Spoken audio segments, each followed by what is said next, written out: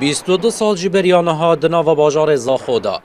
ترومبیلکا تی این تیکری دپاقتو بصدماوی کیجی پتر جدو صد کسان دبنا قربان اب جهه که هم ده بجین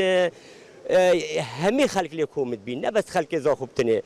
سلیمانی بگیره حتی ترکا و تجارت ما و فقیر و جار و کرکار و میدان که کرکارش بود یعنی وقتی چوبانه عمباره که تجاره که بارک بود اینا با بالک کرد با اوج الوری کومت بین سر همه را جواب هر کسی که الساعته که با شول کرباک و بو روجت عرفات بین کو چوبا بو بچیکت خودش تقریبا بو ججنه تالی ججنه ما بیخوین و شینو تازی یا ما همه خلق زاخوجی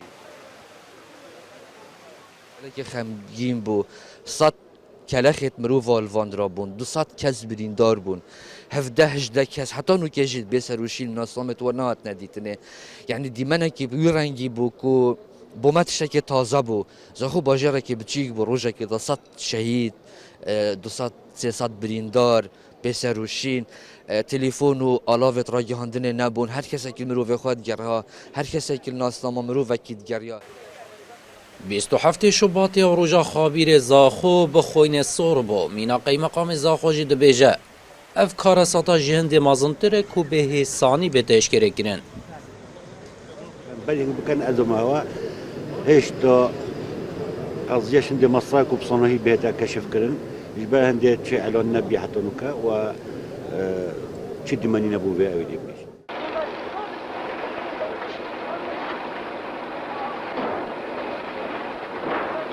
لدمجمیر نهیس پیده یا 27 شباط سال 1995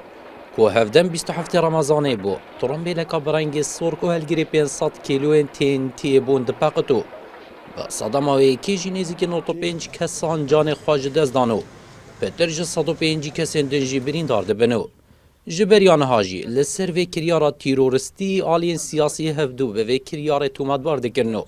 هیان هاجی اف کیس بهلاویستی مایاو تنید سال و گرا و روژه دا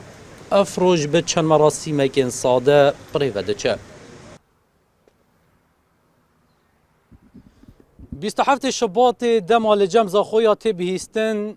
یکسر تینتی تبیرا خلک وی باجاری